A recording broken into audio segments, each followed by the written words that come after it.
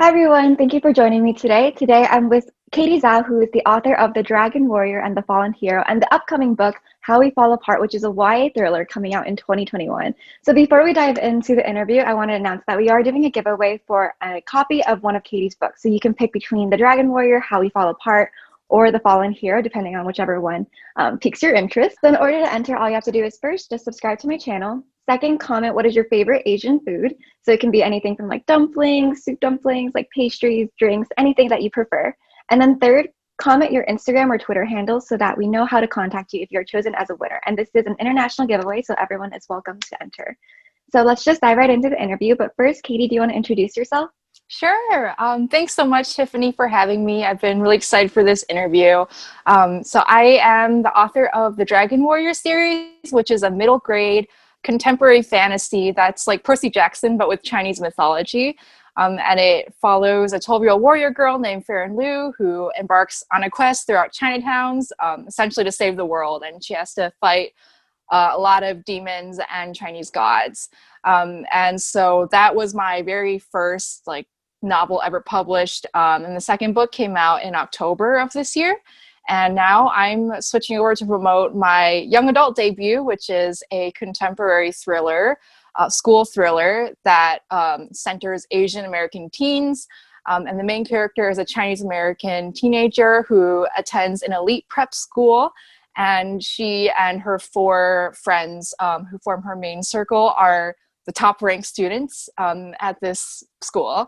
And then one day, one of them, who's a very, very top student, is found dead. And the four friends are sort of pinned as the suspects because there was like some drama that happened earlier that you kind of get the story of that as you go along in the book. And so basically the teens have to clear their names, but they also sort of suspect each other because, you know, it's a very competitive, toxic environment.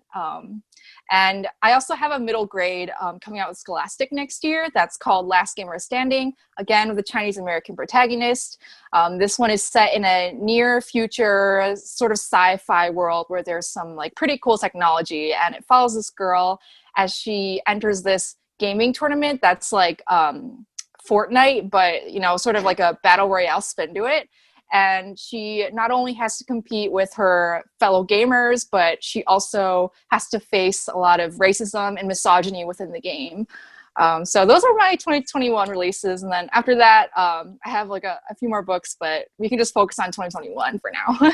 Your portfolio is super extensive. You're covering so many different fields. How does it differ writing from middle grade fantasy to say like YA thriller? And now you also have like Last Gamer Standing. Is that like sci-fi? Yeah, this is such a great question. So yeah, I do sort of like a lot of different genres, I guess. It kind of reflects like my own reading interests because like I was, you know, a very voracious reader growing up. I still am. And I sort of like don't want to like confine myself to one genre because I feel like I have a lot of stories in me and you know, a lot of stories that I read when I was younger that, you know, are very different, but you know, none of them really reflected my own experience. So for me, it's almost a way of me, you know, giving back to my favorite authors I read growing up and saying, hey, this is my Asian spin on your story. So yeah, writing How We Fall Apart after The Dragon Warrior was very strange for me because The Dragon Warrior is just, it's such like a fun, fantastical, funny middle grade adventure. And, you know, it kind of was like, it brought me back to my childhood, like my fondest memories of childhood. But How We Fall Apart is like very gritty and dark, and it examines this toxic high school, prep school environment. And you know, when I was a high schooler, I didn't attend like an elite prep school, but I did attend, you know, one of the top high schools in my school or school state, and you know, it was still like a very competitive environment. And though we didn't have like a huge Asian population, like what we see in How We Fall Apart or other, you know, super elite high schools, I did notice like all the Asians that I did know were like at the very, very top because we all had like very traditional parents. And I feel like, you know, just being so like absorbed by academia and obsessed with getting top grades. It's just such an Asian thing. It So is. Oh my gosh.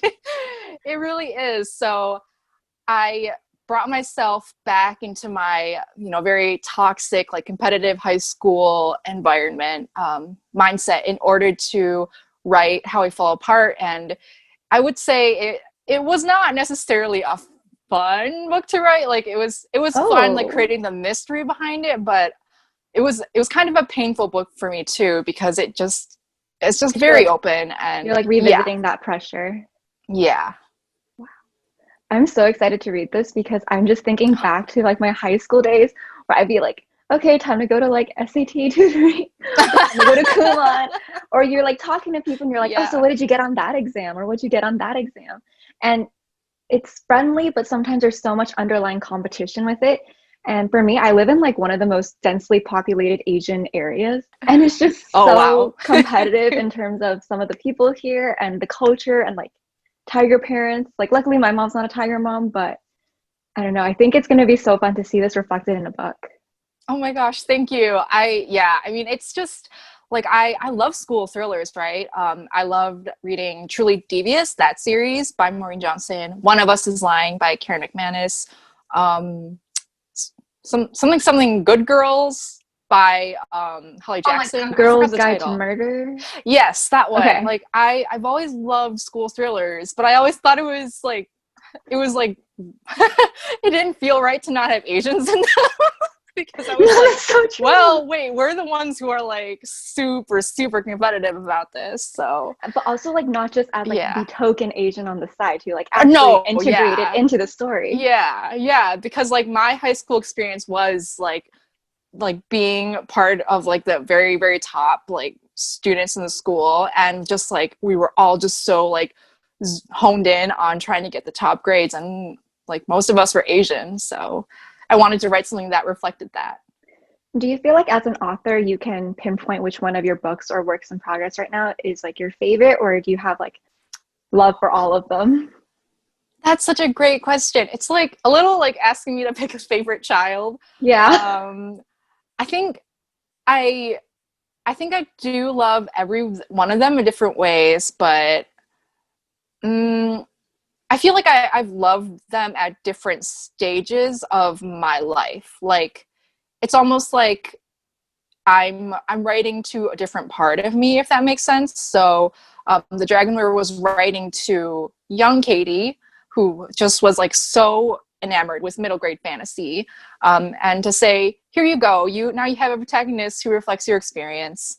And then How We Fall Apart, it's probably my least favorite child, just because I I think did it's not one that enjoy. everyone's so excited for it, though. We're all like, Thank oh my you. God, you try harder, study harder. It really, I just feel like it's like a, I don't want to say like necessary story, because I'm not like trying to say, oh, my stories are so important, but I think it's a story that a lot of us will relate to. And there's a way in which reading your experience and reading characters who struggle with what you struggle with, it's sort of cathartic in a way, because when I wrote that book, it was like a release to me almost, because I could say to high school Katie, look, you're several years out from high school now and you're fine. Like you're not a doctor, lawyer, engineer. You didn't go to Harvard, but you're doing what you love. And I think it is a book that I kind of wish that I did have when I was a teen, because it would have been cool to see like Asian Americans just in YA, first of all, but also to see Asian Americans who are just like so competitive, but ultimately like, that's the book is critiquing that, I think is sort of an important message for young readers to have. I love that. I love that it's also kind of an analysis of how that culture can be so toxic to people growing up. Because it also Yeah. hinders people from pursuing maybe things that they really want to achieve. I'm really basic because I like want to go into like a yappy field. But like I for example, like I think your story is so like interesting and also so inspiring because you were in one of those traditional fields and then you pursued your dream of becoming an author. I was just going to say there's nothing wrong with like the yappy career. Like I honestly wish I could do it, but my heart just isn't in it. Like I really tried it, and I probably went like too hard because I did KPMG and it was way too intense. But I'm like, ultimately like my heart is with a creative thing, and there are lots of us like that. So I think it's important to have representation for all different kinds of Asians. So jumping into the next question then, so are there any genres or topics you'd love to explore in the future, even though like your portfolio, again, is super extensive and you're Oh covering my so gosh. many amazing things? Yeah, so yes, my portfolio is very extensive, like many thanks to my agent who is just, I don't know how she deals with me, but like thanks so much to her. Yeah, have been trying to write a what I thought was a young adult epic fantasy, but turned out to be an adult epic fantasy, which I just realized this year. And yeah, and so it's kind of a look at colonialism and imperialism, but through not like a purely Chinese context. It's like a Chinese American context. So it sounds kind of like weird because it's all set in like a secondary fantasy world. So like there's no like US, there's no like China per se. It's all like fictional countries, but it is like me writing a fantasy that is told from a diaspora context and that looks at how Western imperialism has really taken so much from the world and has taken so much from Chinese people. And it's also like, I made it like really, really dark this year when I went back to revise it, just because, you know, first I've been like very inspired by the Poppy War, and some other like grimdark series that I've read, but also like this has just been such like a dark year, and for me writing grimdark has been like, it's been oddly cathartic, because if I write a character who's like being mutilated or something, I'm like, this is really, really bad, but like when I put it in the context of what I'm going through right now, like I guess my life isn't so bad. So that's Sometimes like you just one. need that escapism. Yeah, for sure. Yeah. So that's like one age category and genre that I'm really hoping to do one day. And then just like, I want to keep like breaking out in young adult. So I've done, well, I've only done young adult contemporary. I do have another contemporary coming out with Bloomsbury in 2022. So that's like the second deal in my YA, Is that second book in Winnie my YA Zhang? deal. No. So that's like totally separate. See, this is what I'm saying. I have like too many things. Nobody No, can it's keep just you're so track. talented. Okay, that's Oh my it's good. We're gosh. being fed with the content. Oh, thank you. So, but I do have a second young adult. It's contemporary thriller, and it's a college young adult, which I'm really excited for. And that one is coming out a year after How We Fall Apart. Are they But related? Are they like a no, sequel? they're Okay. not. But I mean, to me, they kind of are, because like How We Fall Apart is like me talking back to high school Katie, and then this new YA will be me talking to college Katie. So to me, they kind of are, but like to readers, they're probably two separate things. I But think after though, like that, if you look at your own mhm, journey, it's very for progressive. sure. Yeah. And then after that, I'm really hoping to do young adult contemporary fantasy. I have had this idea for like a heist fantasy for a while. Just haven't like had time to write it because all the other things I'm trying to write. But yeah, hopefully I'll be writing YA fantasy too one day. Awesome. Those are honestly, I'm so excited for it. I'm like, no pressure, Katie, but Oh, I can't wait to read this. thank you. Okay. So moving on then to the next question. I asked this before in a blog interview, but I wanted to like repeat it because I thought it was pretty important. So the Dragon Warrior features a lot of amazing diaspora representation. So we are both like children of diaspora. How do you think like Mhm. you incorporated your experience into that book, but also like all your future books too? This is such a great question. Thank you. Yeah, I feel like all of my books have part of me in them, and so it makes sense that all of them like are kind of told from a diaspora context. So in The Dragon Warrior, I guess one of the most obvious ways is that the story is told on this quest throughout Chinatowns, and for me growing up, that was something that I thought was very special. Was, you know, my family would go on vacation and we would try to find like another Chinatown wherever we went. So we've been to San Francisco's Chinatown, we've been to like the Chinatowns in New York, the Chinatown in Chicago, so just like all over the map. And so I really, really, really wanted to show how even the settings in this book are very Chinese American. The food is pretty Chinese American. In The Fallen Hero, there's Panda Express plays a role, and that's like again another like Chinese American establishment. So it means a lot when diaspora readers like pick up on those like just like little Easter eggs that I leave for us within the book, because ultimately I did write the story for diaspora readers. And while I do think, you know, the messages are very universal, and this applies for all my stories, I think they should mean more to diaspora readers, because they're just like told from this place that I feel like all of us can sort of relate to. I think one of my favorite parts reading The Dragon Warrior is getting to see like someone's talking and then they burst out a little bit of Chinese just like naturally in conversation. So moving then into like the family aspect, how do you think you incorporated those experiences of like family and Asian culture within the book, in addition to like being a diaspora book? Wow, this is such a great question. Oh my gosh.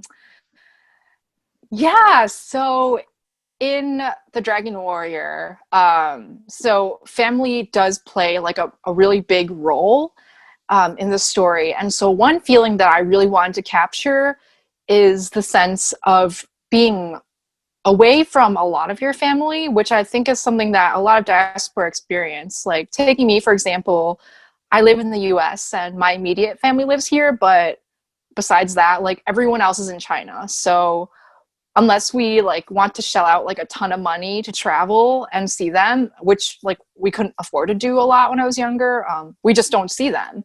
And in The Dragon Warrior, Baron and Alex have their grandfather, and that's about it. Like they really don't know their other relatives. Their father is missing. Their mother is presumed dead. Oh my gosh, this sounds so sad, but I really did want to like capture this sort of lonely feeling. Yeah. And in The Fallen Hero, there is a point toward the end of the book where the kids do, you know, somewhat reunite with the spirits of their ancestors. And so to me, that was honestly like healing, as somebody who didn't get to know a lot of her older relatives before they passed away. Just, you know, putting this message in the book of your ancestors are watching over you. It really was healing for me, and I hope it's healing for a lot of other readers who might not have gotten the chance to know their family. Yeah, no, I love that too, because I think family plays such a large part within Asian culture and even like Chinese culture. Like we pray to our ancestors, we ask for them to like look over us, but then at the same time, we have this stereotype of Asian families being like, we're not touchy-feely, we don't say like I love you, or sometimes they're not gonna like be that I don't know what I'm saying. Like they're not very emotional and like very good at showing that, but they do care. And I love how that's portrayed within the book. Yeah, I think it's just through cultural differences. Like, I definitely didn't want, you know, anyone to be touchy-feely in this book, because I feel like that would be almost like strange for like Asian characters, because like we do grow up, you know, in an environment where it's really less about what is said than like you know what is shown to you. Like your family might not go around saying I love you and hug you all the time, but like you can tell, for example, like when your parents cut up fruit for you or something. And it's just like, again, it's just like a cultural difference, kind of subtle, but I definitely wanted to put that in the book. Subtle Asian traits. So then I guess you have so many important messages in your book. What do you really hope for readers to get out of your stories? Yeah, I do want to say, like, you know, when I set out to write a book, like for me, I try to find the theme first, and then from the theme, like the story will be born. So I'm really glad that you like latched on to seeing like different themes in the story.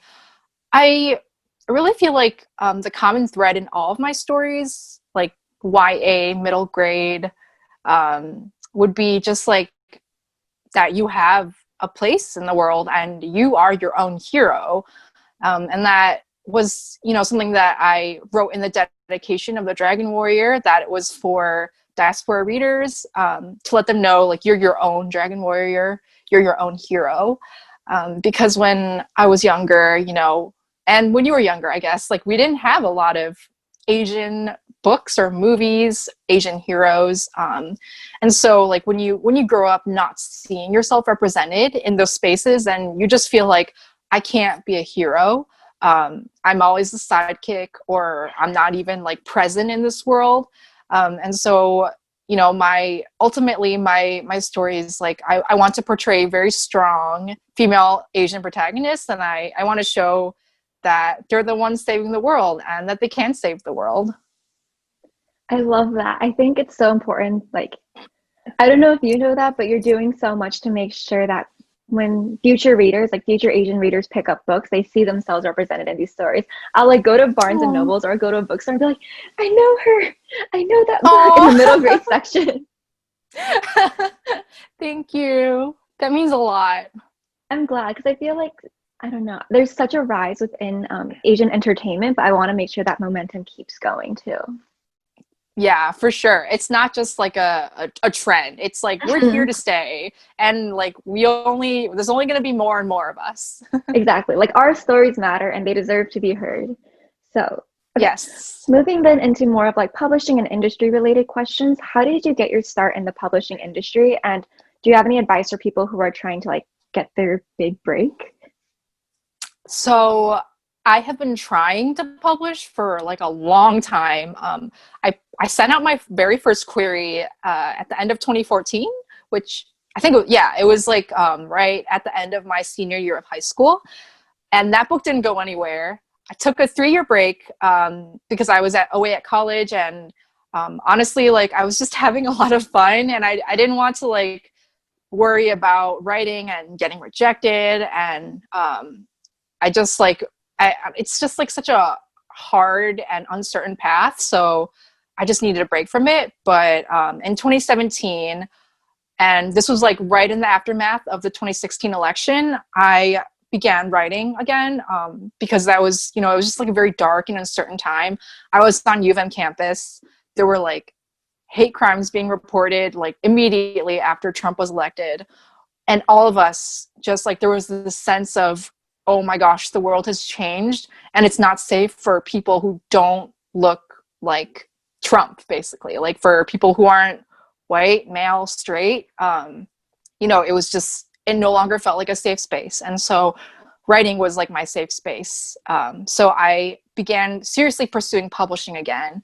I wrote The Dragon Warrior in November of 2017. And this was like the first book that I felt like I really, really had to like get it published. And I don't know why, like that sense was just so strong for me because it was my first middle grade and it was my first fantasy.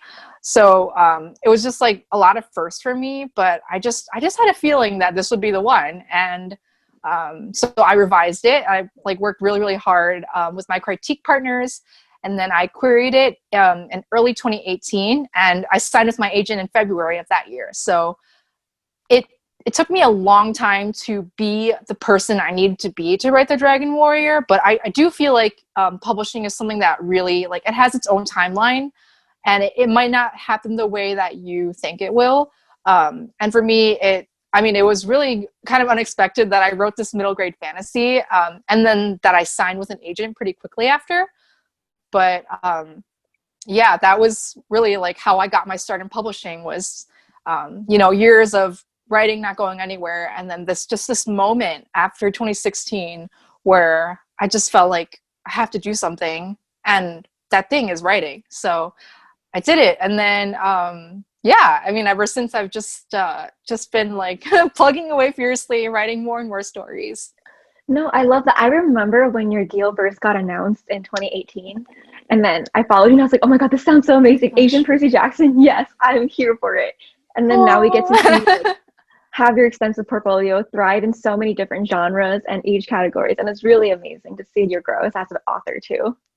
Yeah, and like, I'm like so happy that like we connected like so long ago, and I've been able to sell more books, and I just feel like so fortunate that people like are excited for my Asian twists on all these different kinds of stories.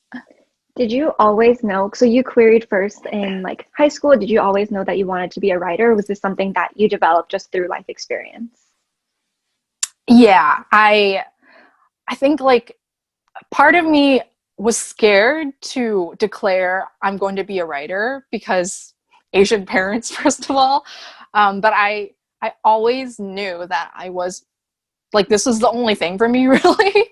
I still remember like when I was really really young, I think like 7 or 8 years old, I was already like reading stories like outside of what we were reading in class. Like I would go to the library and check out like little chapter books. Like Junie B. Jones was like one of my favorite series back then. And I was like already like reading, like branching out into Harry Potter and like just like looking at bigger books. And then we got a writing assignment in my English class, and this was like the first short story I ever wrote. But after writing that story, I just had this like overwhelming sense that like I found it already. And like at the time, like, you know, I was like very young. So obviously like probably a lot of kids will get that sense when they're younger, like, I really want to be like an astronaut or something, but then they change their mind later. But no, for me, that was really it. Like I remember in like fourth, fifth grade, like my teachers would give us or they would like give us notebooks and say, please write over the summer. And I'm pretty sure nobody did, but I I took those notebooks and I would fill them like till like they were just totally like front to back, like totally filled with stories. So I really did. And then I started like writing online. I started on Figment, and then I graduated to Wattpad. So that was like how I spent my middle school and high school years, was just like writing. And I feel so fortunate that like I mean, I have been working really hard, but I still feel so fortunate that I was able to find an agent who believes in me and like publishers who believe in me. It's so exciting to see how much like I don't know, I get really excited listening to you talk because you're like your love for showing these stories comes out so naturally and wanting to write like so these stories get to like yeah, like so these stories get to the readers. Like I would have loved to read these books growing up, and I'm so glad that like children now can be able to read them through you. Thank you so much. Okay. So moving them into like a little more of a serious question, how has your experience been like in the publishing world as like a woman of color?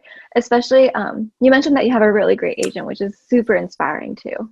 Yeah. Oh my gosh. Such a great question. I could honestly like go off about this, but I'll try to keep like all my thoughts like concise. But yeah, as a woman of color, I think it's hard just existing in general, like especially, you know, since Trump became president, like it's just like so much like vitriol and hate that a lot of people hold toward people of color. It's just like come out of the woodwork. And like especially this year we've seen like so much happen with hate crimes against Asians, hate crimes against other people of color, that it's like it's so disheartening. And that extends to publishing.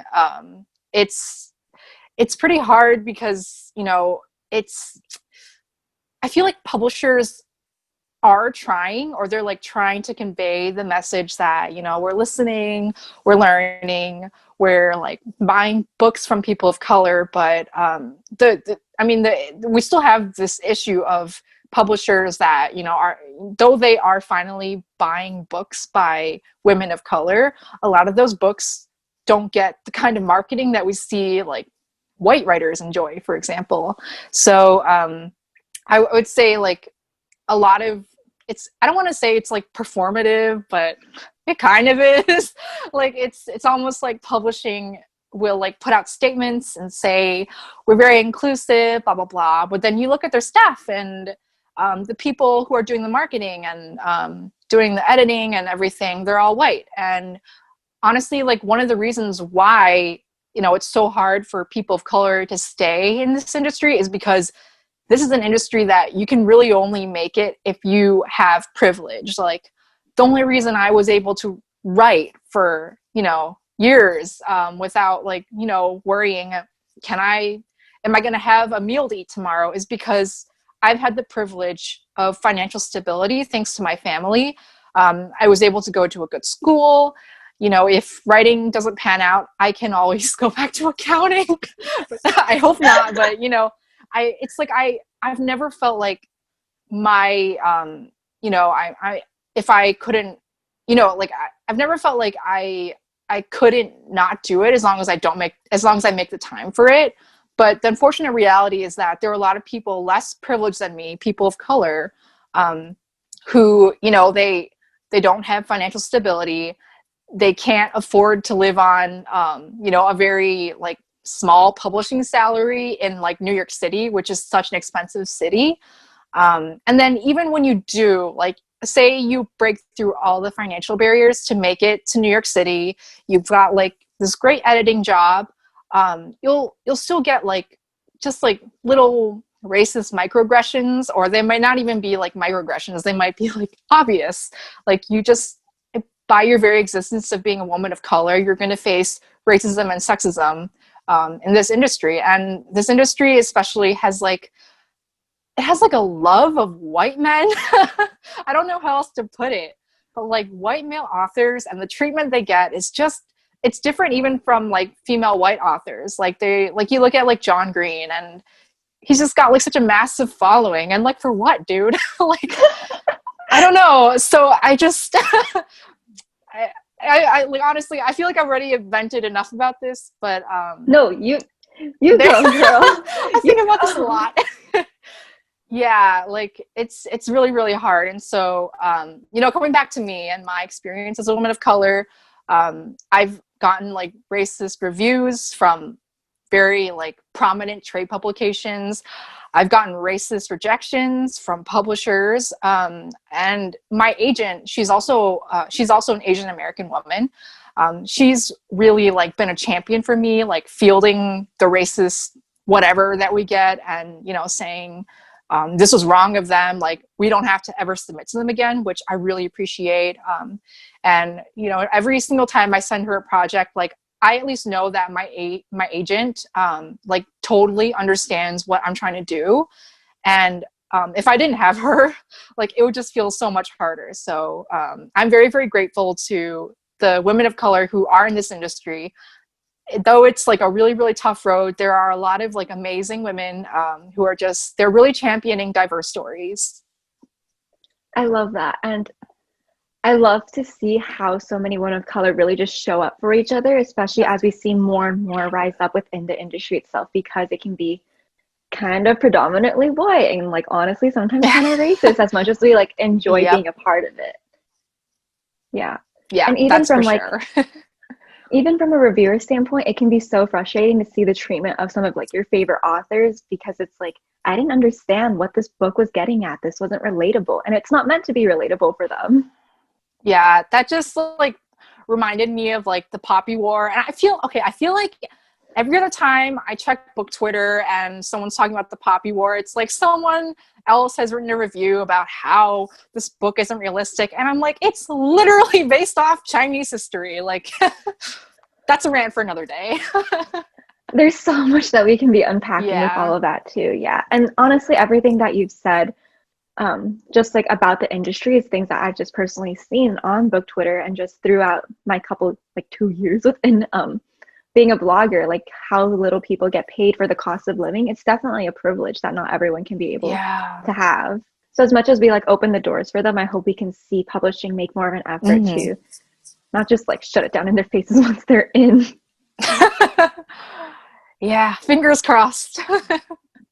Okay, so since we were talking a little bit about social media, you are an author who's pretty active on social media. You have your book Twitter, you have Instagram, you have an author tube now that everyone should be following. What do you think are like the pros and cons of being on social media, and what are your thoughts on it? Yeah, so I mean, I feel like I was kind of raised on social media, like I want to say like around like Tumblr mostly in like middle school and high school. And, you know, just, I was raised in like a very white community where honestly, I didn't really relate to a lot of people in my school. So the way I found like friends was like online. So I'm, you know, obviously like I've continued to be very active on social media. I would say the pros are the best thing about social media is that I get to interact with readers, which I don't, if I think back to like 20, 30 years ago, like the authors who were releasing books then, were they able to interact with readers? I don't know. They might have like talked to them at book signings or something, but like there's just something different about like being able to like talk to your readers and being able to see like, oh, what are they excited about? What books are they reading? Like, let me add those to my book list. And just like be like friendly with them has been really wonderful because, as much as I am like an author now, my first love was reading. So it's really great to like, just like be in this community and to see everyone like so excited about books. They get me excited about books. And then when they talk about my books, I'm like, that's so nice. Like, that's me.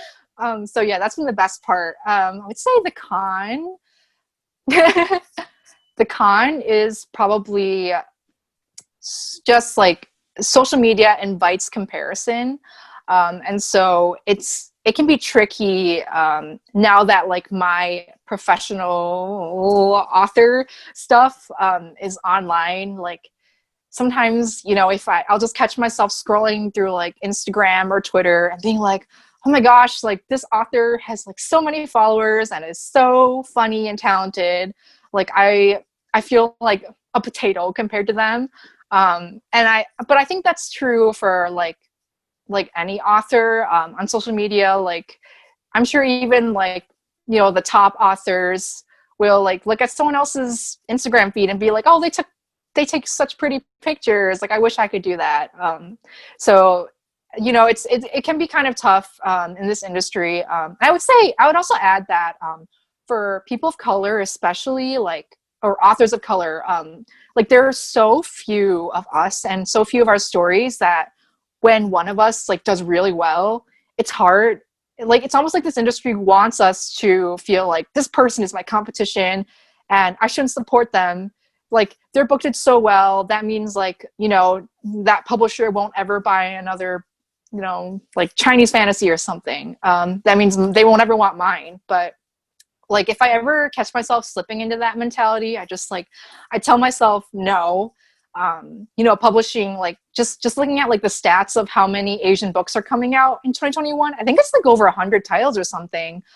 It's clear that publishing is like buying more of our stories.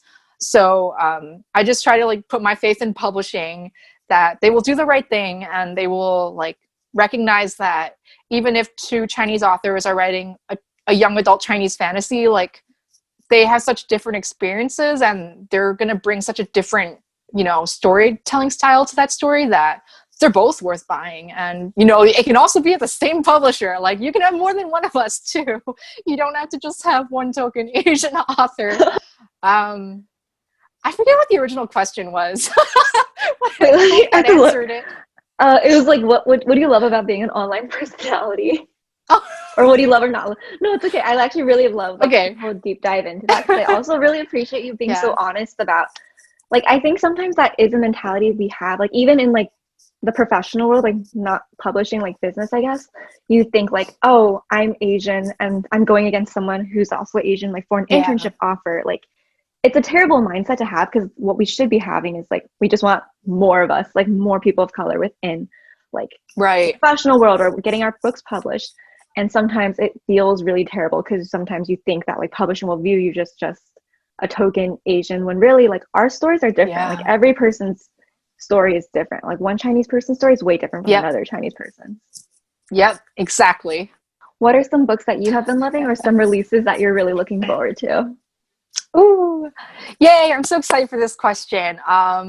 So I've just started reading Blaze Wrath Games, which debuted around the same time that The Fallen Hero came out.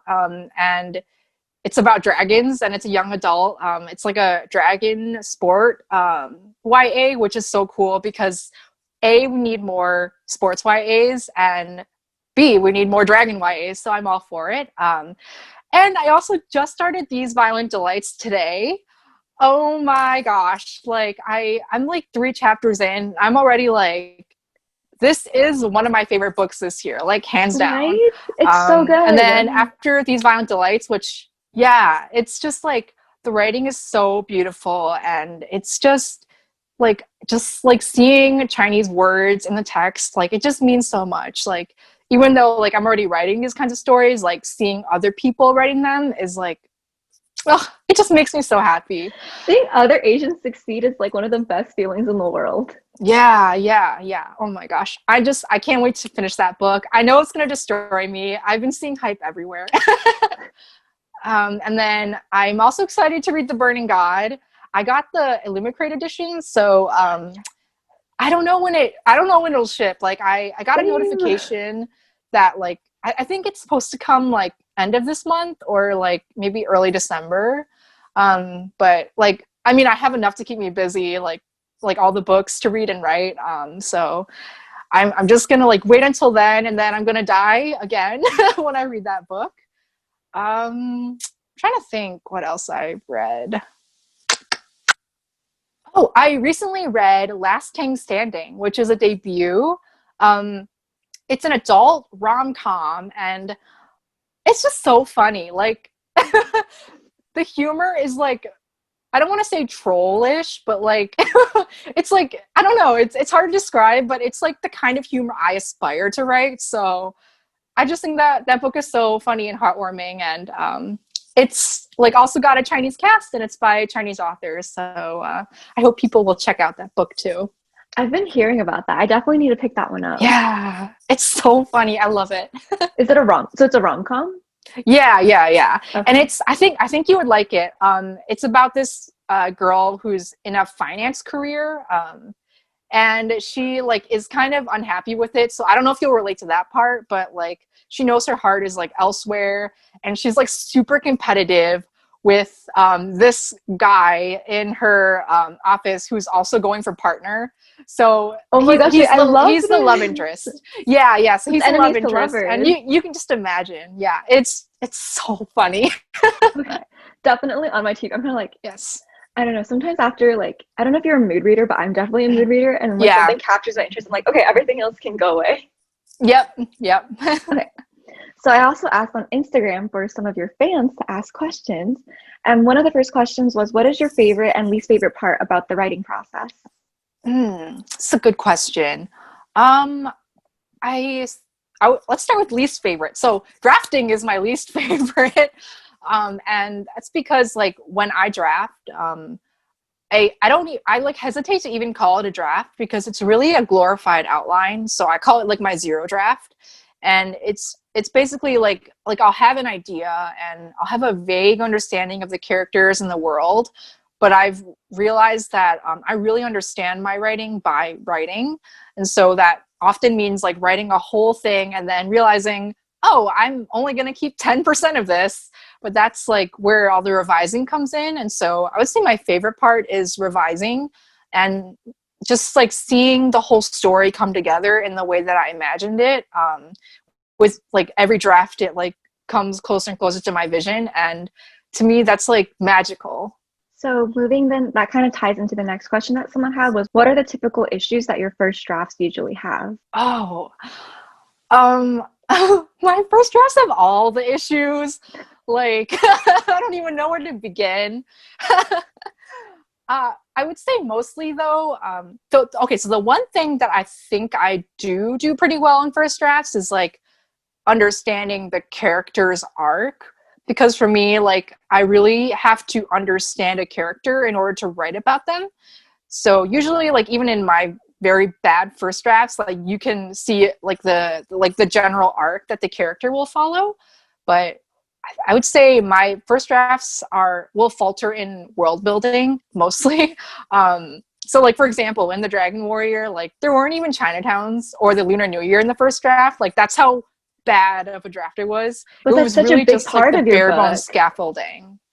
Right. Yeah. I don't know. My writing is so weird. Like ideas come to me as the longer I spend with these characters. So it's almost like I spend a lot of time writing fan fiction about this character before I put them into like the real story that they're meant to be in.